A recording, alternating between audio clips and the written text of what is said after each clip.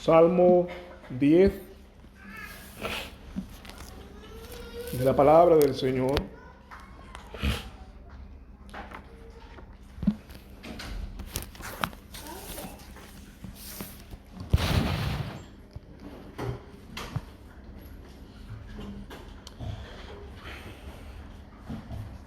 Salmo 10. Antes de entrar de lleno en este salmo, recordemos unas cosas que son útiles de tener en cuenta del salmo anterior, del salmo 9, del salmo que nos hablaba de la victoria divina sobre los enemigos de Dios. El salmo 9 podríamos decir que nos habla de el triunfo de la primera venida y de la segunda venida de Cristo. El versículo 3 de ese salmo nos habla de cuando Él vino la primera vez. Sus enemigos retrocedieron ante su presencia, pero no solamente en la primera vez, sino que en el día último también retrocederán y caerán eternamente y para siempre. Hombres y demonios retrocedieron ante la llegada del Hijo de Dios, el Hijo del Hombre, el Hijo de David. En el versículo 4 del salmo anterior nos dice que Cristo, cuando Él fue llevado a los tribunales, su esperanza no estaba en las sentencias falsas, su esperanza cuando Él escuchaba sentado en el banquillo por los sacerdotes y también por las autoridades de los jueces de aquel momento, sus oídos no estaban tan puestos en ellos como sabiendo que el Padre tenía la última palabra en su juicio. Él tenía su derecho y no lo había perdido, porque toda la causa estaba encomendada a su Dios y Padre. En el versículo 5 veíamos cómo las naciones, sean judíos o gentiles, conspiraron contra Cristo. Y ambos reinados pasaron para siempre, pero Cristo permanece. Y en el versículo 6, que la muerte fue vencida en la cruz, y en el día final será vencida para siempre. Ahora, el Salmo 9 nos prepara con destellos de victoria de Cristo para lo que viene en el Salmo 10. Porque el Salmo 10, gran parte de él, no parece haber victoria. No parece haber un Dios que está castigando con poder al mal. El Salmo acaba bien, pero gran parte del Salmo 10 se concentra en describir al hombre impío. Se concentra en hablar del pecador. Este Salmo 10 es una radiografía de el pecador.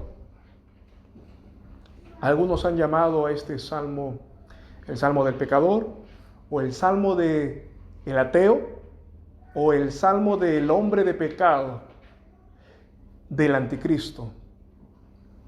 El Salmo 9 y el Salmo 10 ha sido escrito como si fuese un solo salmo. De hecho, si tú alguna vez has buscado alguna otra traducción, te has dado cuenta que el Salmo 23 es el 22 en algunas traducciones, o que el Salmo 119 es el Salmo 118, precisamente porque entre el 9 y el 10 algunos aplican la división y otros lo consideran uno solo. Bueno, el Salmo 9 comienza hablándonos de las victorias de Cristo, y el Salmo 10 por algún momento nos va a presentar un cielo muy nublado, un cielo donde la lluvia parece permanecer y no irse. Hay tormenta, como cantábamos. Hay tormenta y el sol de justicia está demorando en salir. Fijémonos en el primer versículo de este salmo, el Salmo 10, o la segunda mitad del Salmo 9, que nos dice: ¿por qué estás lejos, oh Jehová, y te escondes en tiempos de tribulación? ¿Por qué estás lejos, oh Jehová? ¿Por qué te escondes en tiempos de tribulación?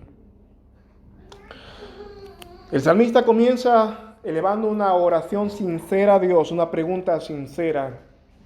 Siente que Dios ya no está con ellos.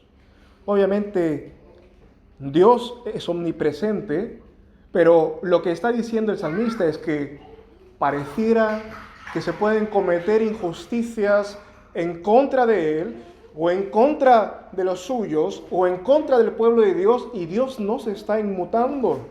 Dios no está reaccionando frente a esas injusticias o tribulación que sufre su pueblo.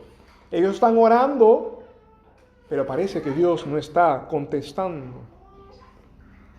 Al salmista le parece como que el padre de familia se ha ido y ha entrado un ladrón a la casa, o que el rey ha salido de expedición y que un tirano ha entrado al reino. Ha sido invadido. Siente que su vida y la vida de su pueblo está demasiado expuesta al peligro. ¿Y qué mira el salmista para decir esto? Dice el versículo 2. Con arrogancia el malo persigue al pobre. Sean atrapados en las maquinaciones que han ideado. El versículo 2 es como la denuncia del salmista. Que él está denunciando que el malo arrogantemente está persiguiendo al pobre, y él pide al juez de toda la tierra que sea atrapado en la misma maquinación que está pensando. Ahora fijémonos en este lenguaje que utiliza aquí el malo, el pobre. Tenemos que tener presentes dos cosas cuando encontramos este lenguaje en los salmos, en el salmo de hoy y en todos los demás. El malo, podemos definirlo mejor. ¿Quién es el malo?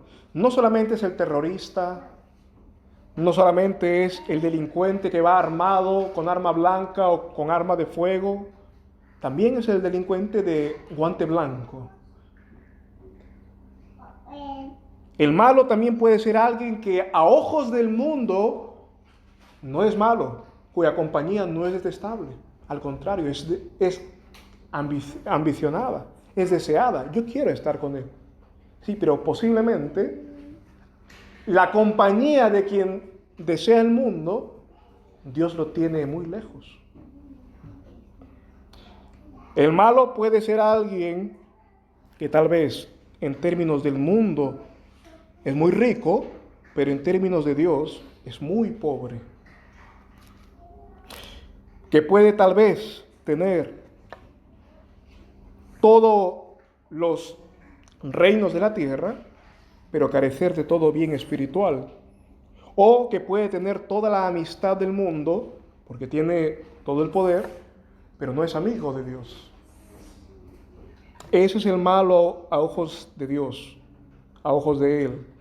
Aunque tal vez por el mundo sea muy alabado, no es solamente el que va buscando que robar en cada calle, puede ser alguien muy alabado.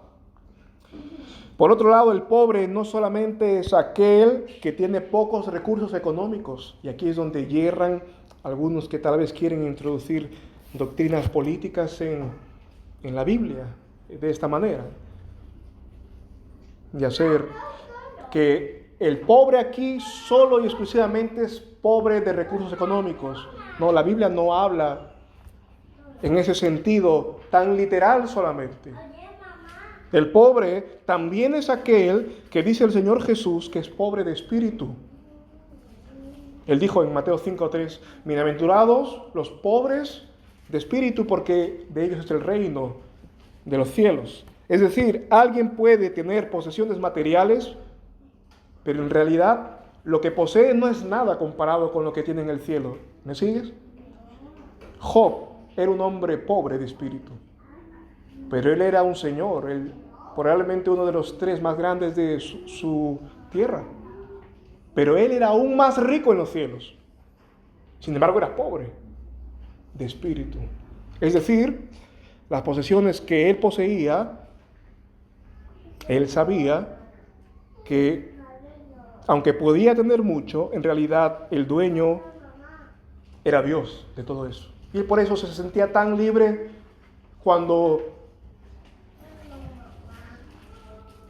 Dios trastocó su heredad, no lo derrumbó. Sí le afectó, naturalmente, pero no lo derrumbó completamente. Alguien como Job tenía mucho, pero se humillaba también mucho. Cuando la Biblia también nos habla de pobres, nos habla el hecho de hombres humildes, no en el sentido puramente económico, como estoy repitiendo, sino en el sentido de que eran hombres que delante de Dios vivían postrados, el corazón lo tenían postrado ante Dios. El pobre de este y otros salmos también se puede considerar así, hermanos, el que sabe que todo es de Dios. Ya sea que tenga mucho o tenga poco, sabe que realmente no tiene nada que no venga de Dios y que Dios no pueda disponer de sus cosas como Él quiera. Ahora, considerando esto, ten en mente esto, ¿y qué es lo que le indigna al salmista? El malo está persiguiendo al pobre. Aquel que no teme a Dios está persiguiendo al creyente. Lo que quiere matar, quiere robar, quiere destruir. Lo hace porque o quiere sus posesiones materiales o lo hace porque no soporta sus obras que sean justas. Caín acabó con su hermano Abel no porque Abel no tuviese lo mismo que él, sino porque sus obras no eran justas. Se nos dice que el malo hace esto con arrogancia, con jactancia. Él se mofa de hacerlo, se gloría de hacerlo, de hacer daño, de tener la capacidad. Él se jacta de envidiar, se jacta de calumniar, se jacta de poder hacer mal al otro. Es un codicioso que se jacta de serlo. Y leamos la petición del salmista, que sean atrapados en las maquinaciones que han ideado. Señor, el mal que ellos planean, que no caiga sobre tu pueblo, sino sobre ellos mismos. Es una petición justa, natural.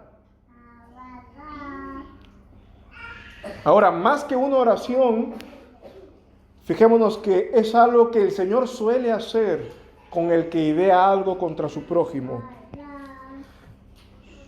Recuerda a Amán. Amán, el que quería atentar contra Mardoqueo, contra Esther y todo su pueblo.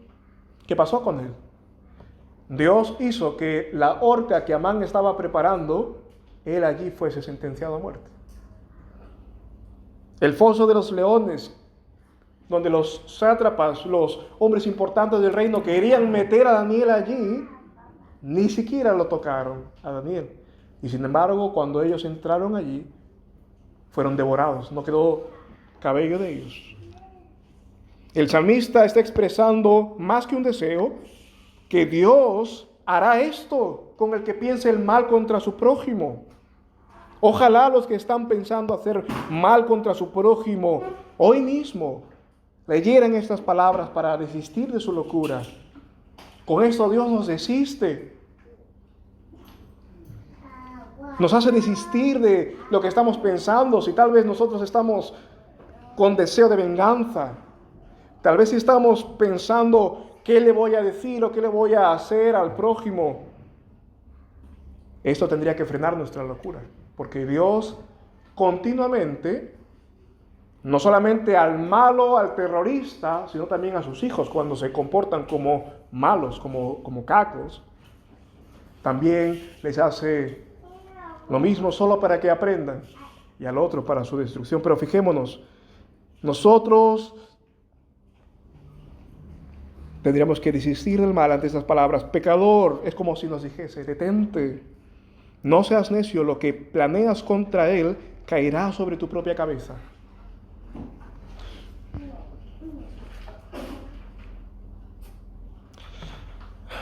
Hermanos, si alguna cosa estuviese así en nuestra mente, ahora o mañana, acordémonos de la palabra del Señor, que el Señor Jesucristo entregó la causa al vengador, al Dios de la venganza. Es mejor abstenernos. Dios hará que se ruede sobre el malo la piedra que él pensó rodar contra su prójimo. No preparemos nuestras propias horcas. La radiografía del hombre pecador aquí continúa, dice, porque se jacta el malo del deseo de su alma y bendiciendo al codicioso desprecia a Jehová. Aquí el salmista va a comenzar a dar una lista larga de actitudes y comportamientos del hombre pecador. Es posiblemente de los salmos que más hable del tema en un solo salmo, en un solo capítulo. Puede ser que no sea el salmo favorito de muchos, pero es palabra de Dios. Y cuando la leemos, tiene la mente de Dios y somos llamados a que Él, por su palabra, nos santifique, nos levante y nos dé esperanza también. Fíjate, el malo se jacta del deseo de su alma y bendiciendo al codicioso desprecia a Jehová. ¿Qué es el deseo de su alma? Es decir, se jacta de conseguir todo lo que quiere, todo lo que sueña. Se gloría ante los demás de tener el deseo de su alma. Y eso le lleva a lo siguiente. ¿Qué va de la mano de eso? Bendecir al codicioso. Bendice a aquel que rompe la ley de Dios. Habla bien de él, habla grandezas de él, habla de los logros y las hazañas, exalta el nombre de aquel hombre que rompe la ley de Dios solo porque tiene riquezas o poder o cualquier cosa que admire. No le importa si es un idólatra, no le importa si es un blasfemador, no le importa si no es creyente, si profana el día del Señor continuamente, no le importa si destruye a su prójimo, no le importa si tiene 1, 2, 3 mujeres, no le importa si no paga sus deudas, es alguien, o si es alguien que habla mal de su prójimo, es un mal hablado, malsonante. Lo que importa es que tiene algo que yo también persigo, lo considera admirable por las cosas que él desea, la vanagloria de este mundo, o el engaño, como decía también, de las riquezas o el poder. Estemos atentos, hermanos, porque no estamos exentos. Tal vez no estamos a leerlo. Puede ser que nosotros no estamos en el máximo grado de cumplimiento de esto, Dios quiera. Pero en algunos grados nos llama la atención. Es como si Dios nos dijese a través del Salmo también, ¿por qué vas a bendecir al codicioso? ¿Ves que esto no es sabio? ¿No te está más bien esto comunicando que tal vez estás dejando de llamar bueno a lo que Dios llama bueno y estás llamando malo a lo que Dios llama malo, o el mal que otro hace eres capaz de blanquearlo porque tiene alguna vanagloria de este mundo, algo temporal?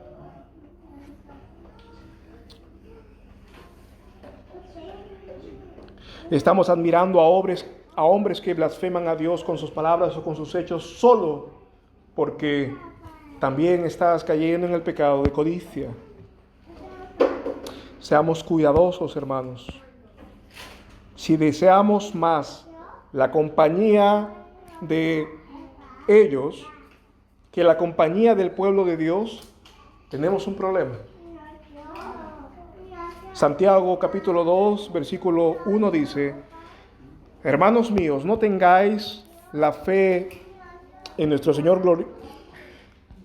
glorioso Señor Jesucristo con acepción de personas, porque si en vuestra congregación entrare un hombre con anillo y oro, con vestido espléndido, y también entrare un pobre con vestido andrajoso, y os fijareis en el que trae el vestido espléndido, y le dijereis: siéntate aquí tú en buen lugar, y dijereis al pobre: estate tú allí en pie, o siéntate aquí debajo de mi estrado, no hacéis distinciones entre vosotros mismos, y venís a ser jueces con malos pensamientos.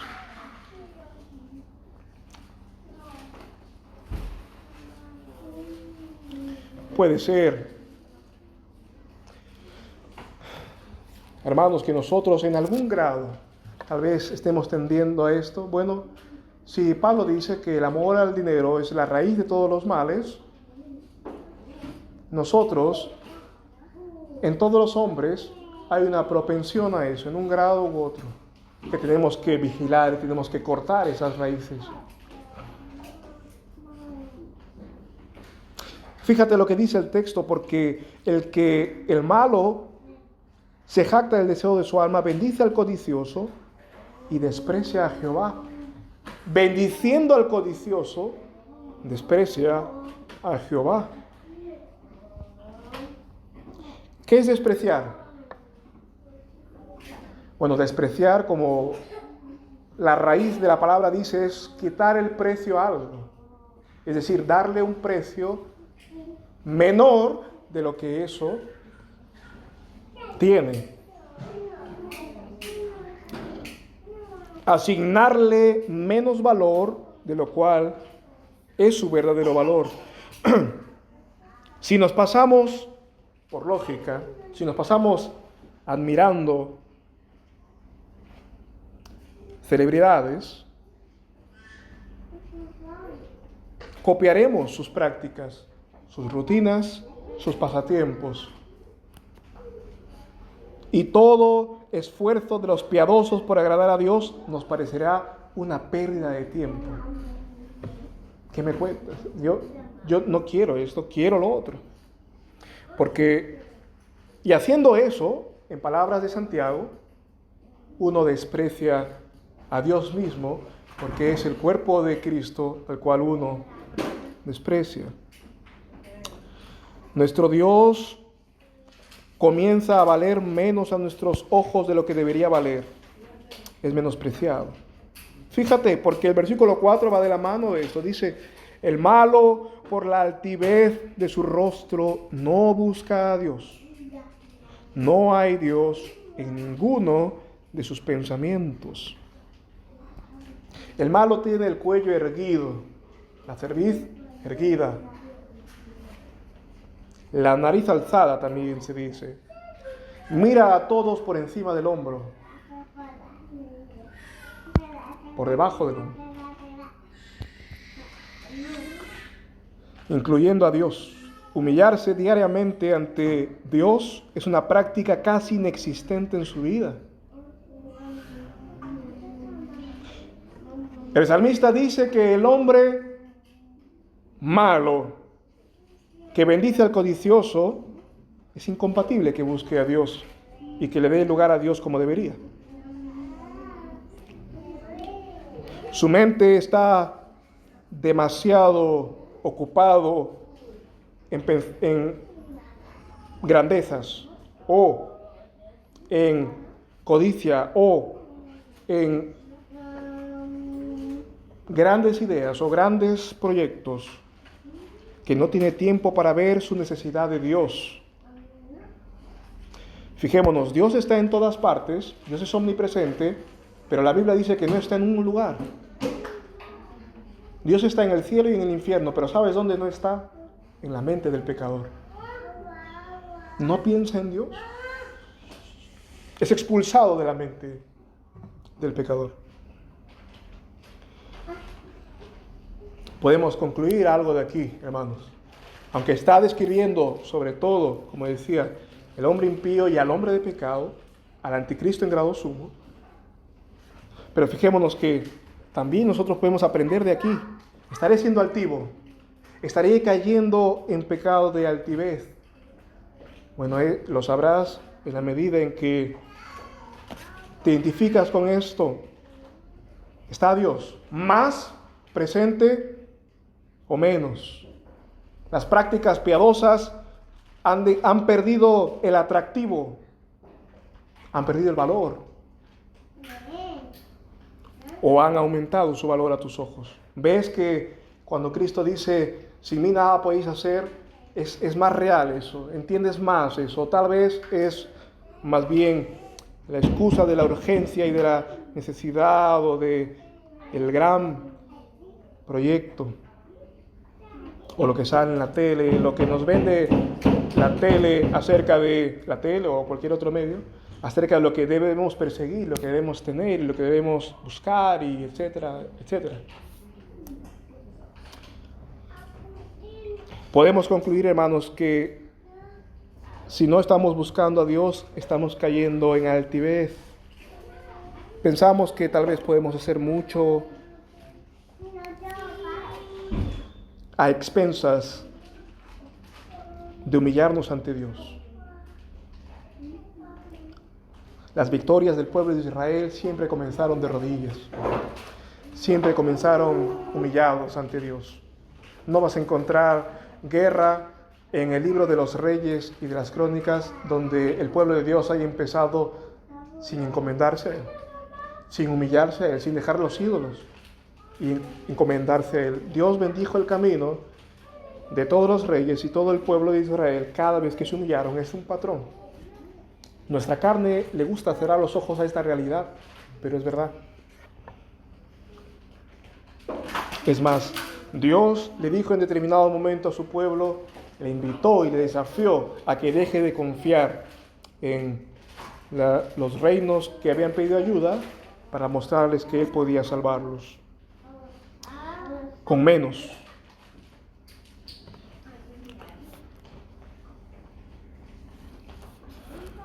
Los caminos, dice el versículo 5, sus caminos son firmes en todo tiempo. Tus juicios están por encima de Él. Resopla con desprecio a todos sus enemigos. El impío, cuando decide una cosa, no hay quien lo mueva. El impío, da igual, no escucha consejos, sus caminos son muy firmes, sigue adelante y en la providencia de Dios salen adelante. En la providencia de Dios no encuentra obstáculo en el camino.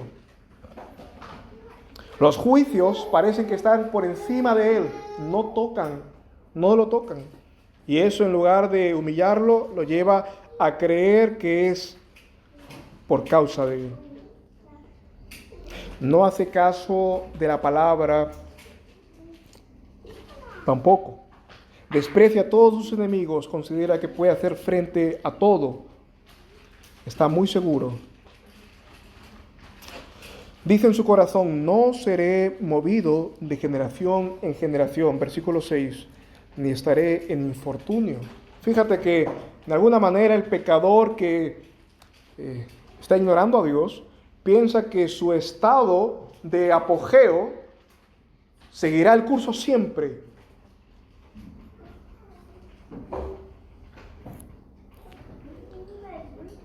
¿Cuánto bien hace pasar por aquí, cualquier sea nuestra circunstancia, aún cuando tenemos buena racha, como se dice?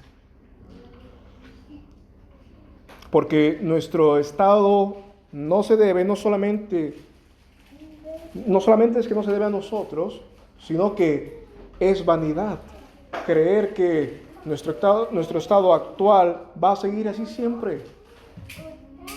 El hombre que Dios le dijo que hoy mismo le pedirían su alma, también pensó que su estado actual duraría así mucho tiempo más. Pero el Señor con eso nos llama la atención. ¿Para qué? Simplemente para humillarnos y buscarle constantemente, diariamente. Porque no sabemos hacer blanco o negro uno de nuestros cabellos. Esa es la realidad. No sabemos lo que acontecerá en la hora siguiente. El impío piensa que su nombre durará de generación en generación. Ahora, esto es sobre todo verdad en el anticristo. Piensa que no será movido. Él dice, como en Abdías, que él pondrá su nido en la roca, en lo más alto de la montaña, y no será movido de allí. Él piensa que sometiendo a la iglesia con sus fornicaciones y las cosas, con su mercadería, piensa que será inamovible. Pero en algún día Dios vendrá y con la espada de su boca lo traspasará.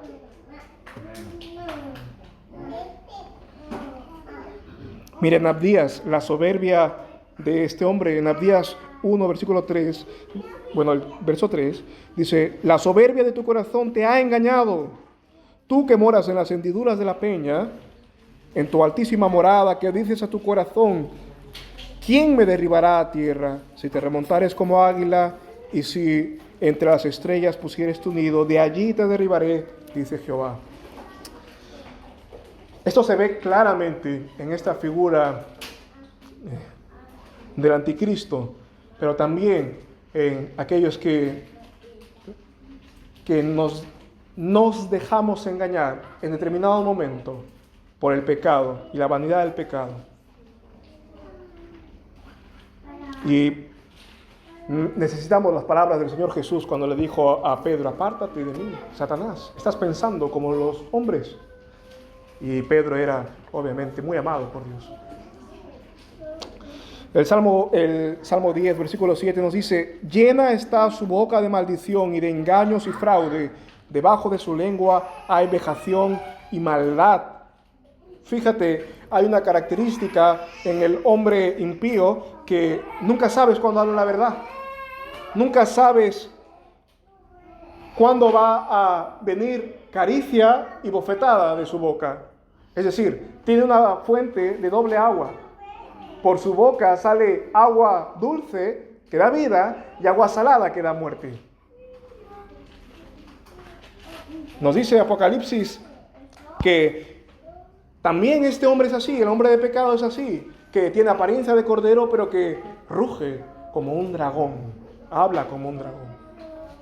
Ahora nosotros también, en una pequeña escala, podemos aprender así, que el Señor detesta la lengua engañadora, con fraude, debajo de su lengua hay vejación y maldad. Fíjate, debajo de la lengua, Él cuando habla tiene intenciones de hacer daño indirectamente, o de sembrar alguna discordia, o de sembrar algún mal cuando habla.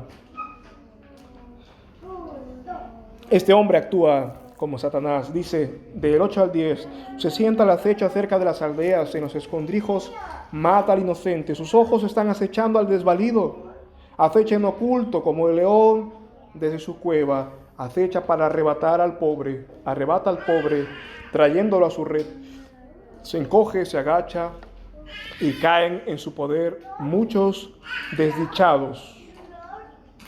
Este hombre actúa como Satanás. Y por ir terminando en sus características, fíjate en lo que dice el versículo 11. ¿Qué él dice en su corazón, este hombre? Dice, Dios lo ha olvidado, ha escondido su rostro, nunca lo verá. Dios lo ha olvidado, Dios ha olvidado el asunto. Las cosas que yo cometo, Él no tiene un registro de eso, no las toma tan en serio.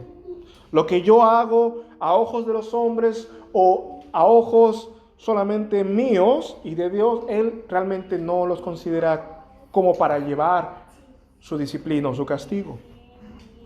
Nunca lo verá. Él se persuade a sí mismo de que Dios no es tan severo, Dios no es tan justo, se engaña. El verso 12.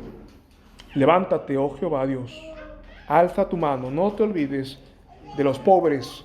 ¿Por qué desprecia el malo a Dios? En su corazón ha dicho que tú no lo inquirirás. Sansón se acostumbró al pecado. Sansón es, sabes, un juez de Israel, una historia que si te detienes a leerlo es muy, muy interesante. Nos habla mucho de Cristo. Pero fíjate que el pecado de él se acostumbró a hacerlo. Hizo callo, su corazón tenía ya dureza y resistencia frente a las llamadas de atención de Dios. Y él, en la última vez que fue engañado por Dalila, él dice, me levantaré y me libraré como otras veces, y él no sabía que Jehová se había apartado de él. Lo mismo es con el hombre que no teme a Dios. Dios, hermanos, es sumamente bueno, sumamente misericordioso. Su paciencia, al igual que su misericordia, llega a las nubes. Dios es sumamente bueno no solamente con sus hijos, sino también con el resto de pecadores. Su benignidad es para que guíe a los hombres al arrepentimiento. Es para que cuando el hombre vea tan mal me he comportado con Dios y no me ha partido un rayo, no he quedado tan afectado como otros. El hombre cuando se convierte da gracias a Dios, se asombra de la bondad de Dios. Dios es bueno con el hombre incluso que es injusto. Pero fíjate, el hombre hace mal en su corazón cuando abusa de la paciencia y de la benignidad de Dios. Este salmo nos lo recuerda. Él dice, Dios no va a inquirir el asunto. Todo este tiempo me he salido con la mía, no lo va a hacer ahora.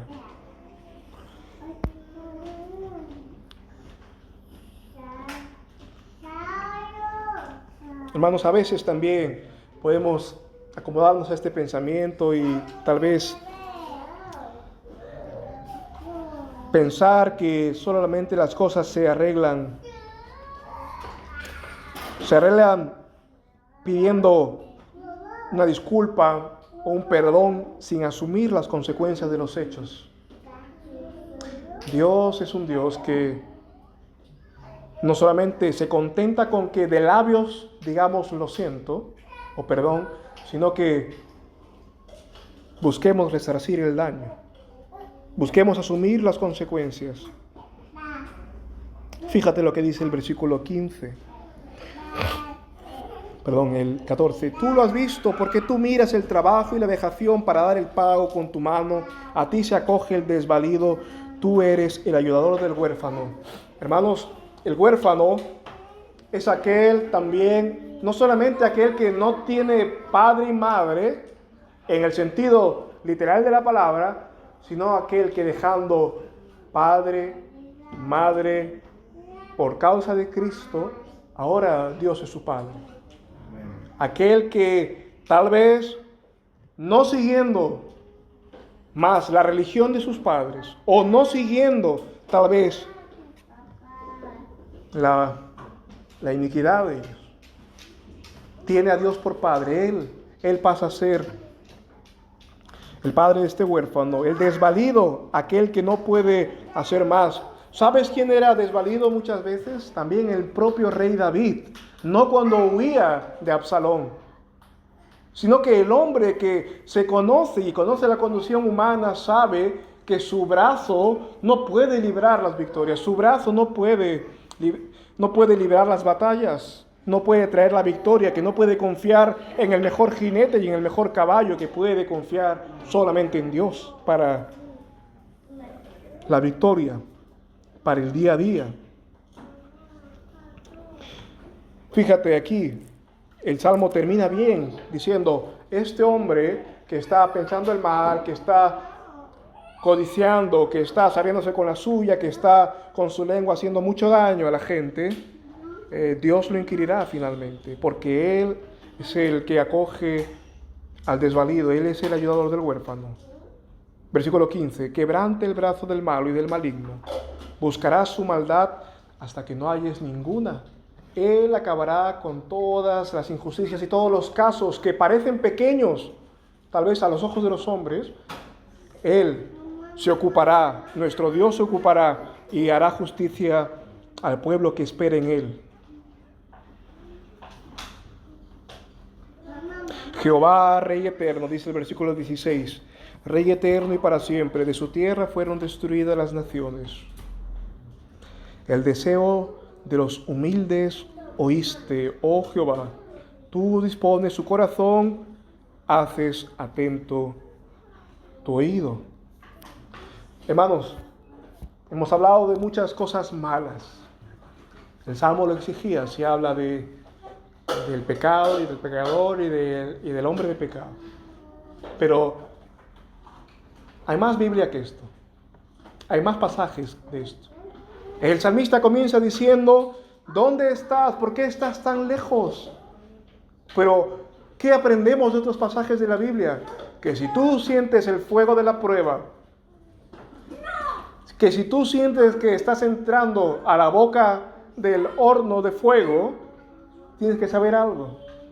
Que el orfebre, el refinador de oro, nunca está demasiado lejos de la boca del horno cuando ha introducido el oro.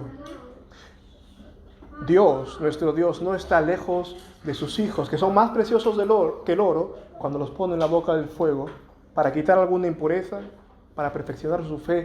Él no está lejos. Nuestro Dios no solamente no está lejos, Él pasa al horno de fuego, como con los amigos de Daniel, y Él está allí, aunque tal vez nosotros no lo percibamos.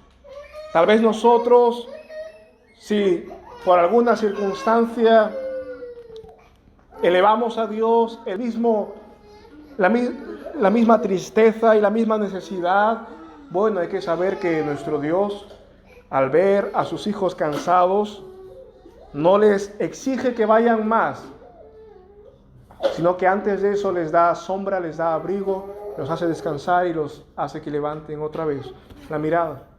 Les vuelve a limpiar y a enjugar las lágrimas para renovar su visión. Aún como Jonás, aún si nuestra actitud tal vez fuese como la de él, que en nuestra terquedad no sabemos lo que le reclamamos al Señor. En nuestra terquedad no sabemos lo que pedimos, tal vez muy decepcionados o tal vez con mucha urgencia, y sentimos que Dios no está haciendo caso y que hay que hacer lo que el pueblo nos dice, y como Moisés se sintió en algún momento, voy a pegarle a la roca para que salga de una vez la provisión para este pueblo. Algunos de nosotros podemos estar así también, pecar por causa de la presión de otros, a veces de los nuestros. Bueno, en todos esos casos, Dios supo tratar con Jonás, supo tratar con Moisés. Dios le preparó una calabacera a Jonás. Dios no abandonó a Moisés y a su pueblo. Dios nunca está demasiado lejos, aunque tal vez lo parezca. Cuando Dios deja a su pueblo, que su pueblo sea probado por la llama de su juicio o de su prueba, lo hace para que aprendamos a clamar a Él y ejercitemos nuestra fe. Hermanos, nosotros no corregimos a nuestros hijos con una mano dando una palmada y una sonrisa en el rostro, ¿verdad? Son cosas incompatibles. Cuando corregimos, ponemos el rostro de corrección, la frente y los ojos fijos en lo que estamos haciendo. Cuando Dios trata con su pueblo, también lo hace así. Pero fijémonos que Dios, cuando no nos muestra la luz de su rostro en la prueba, no es porque nos ha desechado para siempre, simplemente nos está enseñando algo, nos está limpiando de algo, nos está despertando a algo, y ciertamente es para que salgamos más puros que el oro refinado.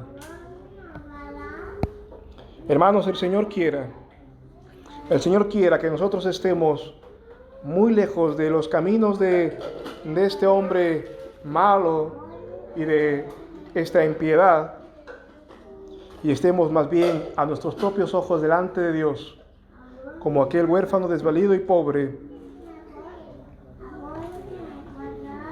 y obtengamos mucho de Él. Fijémonos en un pequeño detalle antes de acabar, y más bien es una conclusión lógica de este salmo.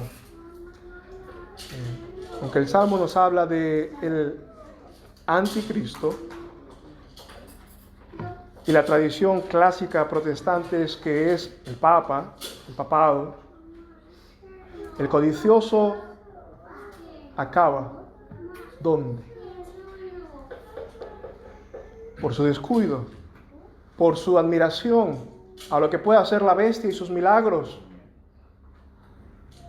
Acaba con el anticristo. Si es que si no está cimentado en la fe. Que el Señor nos mantenga lejos de el deseo del malo y lejos del impostor, y nos ayude a mantener, como decía el apóstol Pablo, la simplicidad del Evangelio. Y que, fíjate, hay algunos que han traficado con la gran ramera, hay algunos que han traficado con el anticristo solo por poder, solo por grandezas. Han ignorado que por ejemplo, no se adora imágenes, lo excusan, lo blanquean solo porque ven poder, solo porque ven grandes propiedades.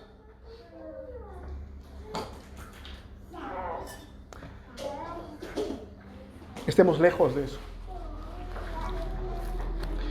Señor, te damos gracias, Padre, porque en este salmo que tu pueblo, hasta toda la Edad Media, hasta aún en nuestros días, Señor, este salmo ha sido considerado así, como el salmo del anticristo, el salmo del hombre de pecado. Te damos gracias porque toda tu palabra es útil. Toda tu palabra es útil y prepara al hombre para toda buena obra. Enséñanos, oh Dios, a atesorar también esta palabra para que no sucumbamos, Señor. Que nuestra sed sea sed de justicia de verdad y no de una falsa justicia y no de un falso poder. Que nuestra mirada esté puesta en las cosas eternas, Señor. Gracias por lo que nos das, porque ninguno aquí puede decir, Señor, que tiene menos de lo necesario. Pero enséñanos, oh Dios, también en todo lo que tú nos quieras dar, aún, Señor, si es mucho más, como tu palabra dice, 100 veces más en esta tierra. Enséñanos también, Padre, a ser tan pobres como Job, a ser tan pobres como Abraham, de corazón, de espíritu, sabiendo que somos siervos en tu casa y que todo lo que tú nos das no se puede comparar contigo y con amarte a ti y con amar tu palabra y con amar a tu Hijo. Pero, Señor, renueva nuestra fe siempre. Ayúdanos, Señor. Mantén lejos de nosotros estas cosas y mantén cerca de nosotros tu palabra y el hambre por ella. Te lo pedimos en el nombre de Jesús. Amén. Amén.